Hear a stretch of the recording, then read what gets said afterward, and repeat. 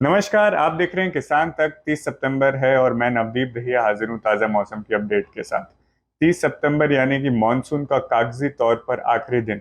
1 जून से लेकर 30 सितंबर तक 4 महीने के पीरियड में मॉनसून जो है सीजनल तौर पर दर्ज किया जाता है मौसम विज्ञान विभाग द्वारा। इसके बाद 1 अक्टूबर से जो है पोस्ट मानसून सीजन यानी कि नॉर्थ ईस्ट मानसून की शुरुआत हो जाती है, जो कि अक्टूबर और नवंबर के महीने में दर्ज किए जाते हैं।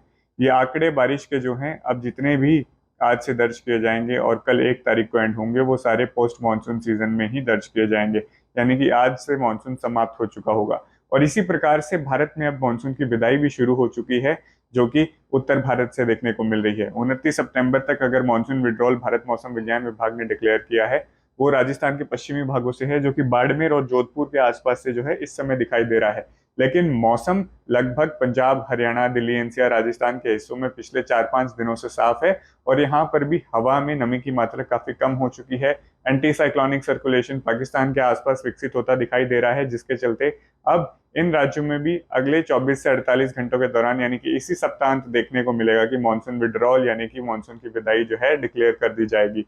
धीरे धीरे बारिश की गतिविधियां मध्य भारत से भी और पश्चिमी भारत के और भी राज्यों से कम होती दिखाई दे रही हैं, जिसके चलते मानसून का विड्रॉल हो जाएगा। लेकिन कुछ भाग अभी भी ऐसे बचेंगे जहां पर बारिश होने की संभावनाएं आने वाले दिनों में देखने को मिलेंगी। एक विस्तार से थोड़ा सा ब्रीफ में चर्चा करेंगे कि किस प्रकार से मानसून इस साल देखने को मिला है, जो कि आंकड़े अभी 29 सितंबर तक ही प्राप्त हुए हैं। तो सितंबर के महीने में काफी बारिश देखने को मिली देश के पेनिनसुला यानी कि दक्षिणी भागों में, केंद्रीय भागों में।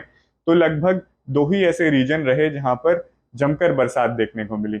वो थे आपके सेंट्रल इंडिया के, जिसमें मध्य प्रदेश, छत्तीसगढ़, ये वाला सारा भाग आ जाता है। 48% सामान्य से अत्यधिक बारिश यहाँ पर देखने को मिली। गुजरात, महाराष्ट्र, उड़ीसा के भी हिस्से इसमें जो है शामिल हैं। सदर्न पेनिनसुला में देख सकते हैं कि 23% सामान्य से अत्यधिक बारिश की गतिविधियां देखने को मिली पूरे भारतवर्ष में। ये दो ऐसे रीजन थे जहां पर सामान्य से काफी अत्यधिक बारिश की गतिविधियां देखने को मिली। उसके बाद उत्तर पश्चिमी भारत में 10% की कमी सितंबर में मौजूद रही। उत्तर और उत्तर पूर्वी भारत में यानी नॉर्थ ईस्ट इंडिया में -26% की कमी रही।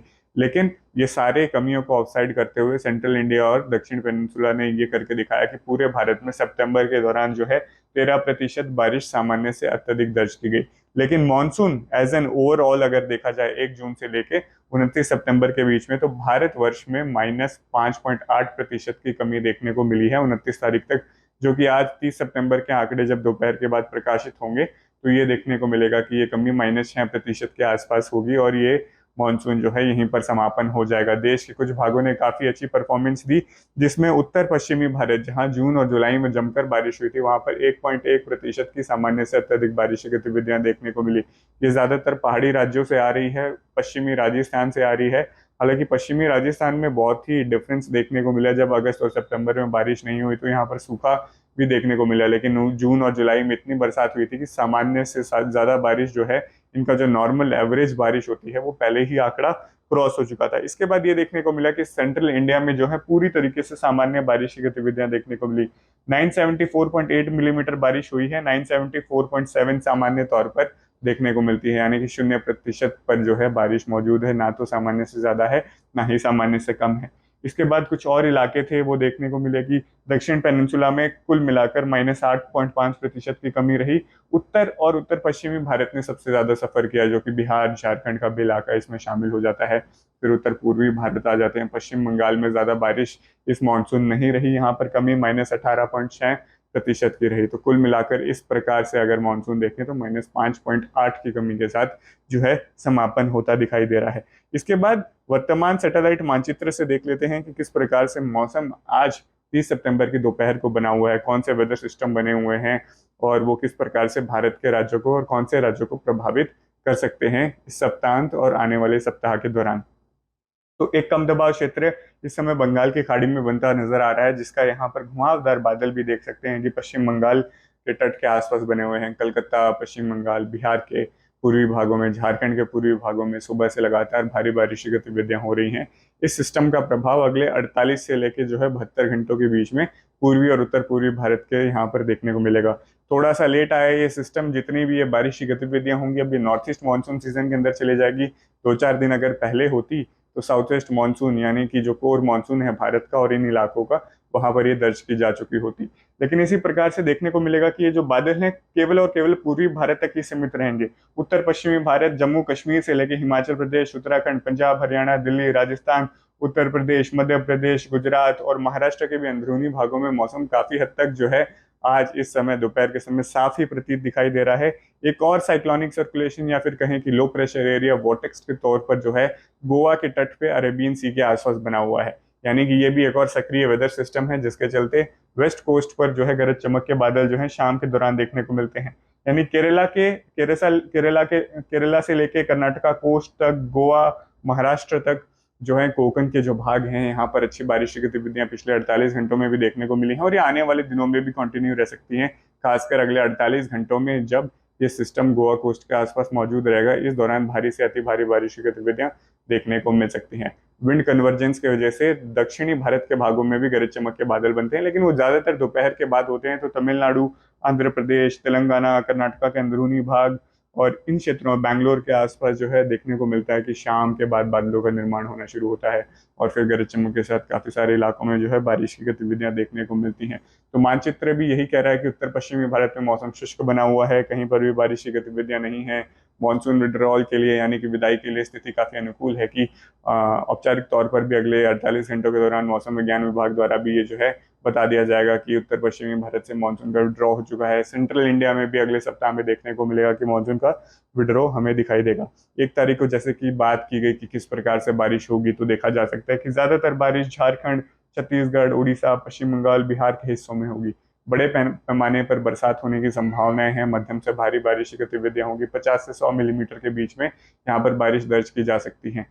पूर्वांचल में, यूपी के पूर्वी हिस्सों में, मध्य प्रदेश के भी पूर्वी भागों में हल्की से मध्यम बारिश की गतिविधियां 25 से 50% हिस्सों में सीमित भागों में देखने को मिल सकती हैं। तो कुछ एक बारिश अभी भी मध्य प्रदेश, पूर्वांचल के लिए बची है, लेकिन पूर्वी भारत पर ही ज्यादातर फोकस देखने को मिलेगा। इसी प्रकार उत्तर पूर्वी भारत में भी ये सिस्टम जैसे ही उत्तर की तरफ बढ़ना शुरू हो जाएगा तो सिक्किम, असम, मेघालय के आसपास भी काफी अच्छी बारिश की गतिविधियां हो जाएंगी शुरू और कुछ एक इलाकों में बहुत भारी बारिश होने की भी संभावना इस दौरान जो है बन सकती है। और फिर बात करते हैं देश के अन्य राज्यों की, तो जहां पर अगले 48 घंटों के दौरान यानी कल और परसों भी बारिश की गतिविधियां हो सकती हैं। तो महाराष्ट्र के कुछ भाग, तेलंगाना, आंध्र प्रदेश में हल्की से मध्यम बारिश की गतिविधियां दर्ज की जा सकती हैं, लेकिन यहाँ पर बादल गरज चमक के होंगे तो इतना ज्यादा फैलाव नहीं होगा। लेकिन जहां पर भी शाम के समय, दोपहर के बाद ये बादल विकसित होंगे, वहां पर जोरदार बारिश होगी आधे घंटे 1 घंटे के लिए। तो कुल मिलाकर अब गरज चमक के बादल ही बनने बचे हैं। पुणे, मुंबई और कोंकण वाले क्षेत्रों में भी, महाराष्ट्र के अंदरूनी भाग, मराठवाड़ा, विदर्भ और मध्य महाराष्ट्र में भी जो है अगले 48 घंटों तक बारिश होगी। उसके बाद यहाँ से भी बारिश सिमटना शुरू हो जाएगी। तो कुल मिलाकर मानसून जो है यहाँ से भी विदाई लेने वाला है। रिट्रीटिंग मानसून के समय, जब मानसून जाने लगता है, उसी समय गरज चमक के बादल महाराष्ट्र के हिस्सों में बनते हैं और उसी प्रकार से बारिश की गतिविधियां भी देखने को मिल रही हैं। इसके बाद 5 या 6 तारीख के आसपास का अगर आकलन देखें तो समस्त भारत, मतलब लगभग 70% भारत में मौसम शुष्क हो जाएगा। पहाड़ी राज्यों से लेकर राजस्थान, पंजाब, हरियाणा, दिल्ली, एनसीआर, यूपी, मध्य प्रदेश, गुजरात, महाराष्ट्र, तेलंगाना, कर्नाटका के अंदरूनी भाग, आंध्र प्रदेश, छत्तीसगढ़ तक जो है लगभग मानसून की विदाई हो चुकी होगी। औपचारिक तौर पर थोड़ा और टाइम लग सकता है, लेकिन कुल मिलाकर आउटलुक है कि 5-6 अक्टूबर तक देश के काफी सारे राज्यों तक मौसम शुष्क हो चुका होगा। एंटी साइक्लोनिक सर्कुलेशन डोमिनेट करना शुरू कर देगा। केवल और केवल बारिश उत्तर पूर्वी भारत के राज्यों में होगी, 7 सिस्टर स्टेट्स में, और इसके साथ लगते बिहार, पश्चिम बंगाल के हिस्सों में हल्की से मध्यम बारिश होने के संकेत है। तो कुल मिलाकर ईस्ट इंडिया पर जो है अब बारिश रिस्ट्रिक्ट होने वाली है और देश के दक्षिणी भागों में भी, जहां पर नॉर्थ ईस्ट मानसून का इंतजार शुरू होने वाला है, इस दौरान देखने को मिलता है कि इंटीरियर्स ऑफ जो कर्नाटका है, बेंगलोर के आसपास कर्नाटका के कुछ एक कोस्टल इलाकों में, केरला और तमिलनाडु पर हल्की से मध्यम बारिश की गतिविधियां होंगी। तो दक्षिणी भागों में भी, पेनिनसुला में भी जो है, डेक्कन में भी काफी सीमित बारिश होने वाली है और उत्तर पूर्वी भारत में भी सप्ताहांत के करीब जो है केवल थोड़ी बहुत बारिश की गतिविधियां होंगी। बाकी शेष भारत में मौसम शुष्क होना शुरू हो जाएगा और अब धीरे धीरे हम देखेंगे कि आने वाले दिनों में न्यूनतम तापमान गिरने शुरू हो जाएंगे। इस दौरान किसान जो है देखेंगे कि उनकी फसलें दिन में खड़ी धूप के वजह से, धान की फसलें अब जो है पकाव पे आनी शुरू हो जाएंगी। फिर धीरे धीरे, अभी तो कटाई में समय है, लेकिन जहां पर बाजरे की फसल जो है, कपास जो है वो निकाल ली जाएगी, वहां पर अब जो है सरसों की बुआई शुरू होने वाली होगी। अब इंतजार रहेगा उत्तर और केंद्रीय भारत को पश्चिमी विक्षोभ का, जो कि आने वाले समय में जो है एक्टिव होने शुरू हो जाएंगे। वही एकमात्र स्रोत रहता है अक्टूबर से लेके मई जून तक, जहां पर पश्चिमी विक्षोभ से ही उत्तर और केंद्रीय भारत के भागों में बारिश होती है। और एल नीनो का जो इम्पैक्ट पिछले कुछ सालों में देखने को मिला है कि मानसून तो जरूर कमजोर होता है, लेकिन पश्चिमी विक्षोभों की फ्रीक्वेंसी एल नीनो के सालों में बढ़ती है। तो सर्दियों में फ्रीक्वेंट ड्यूरेशन पे या फिर सर्दियों से पहले भी और सर्दियों के बाद भी, यानी कि ऑटम,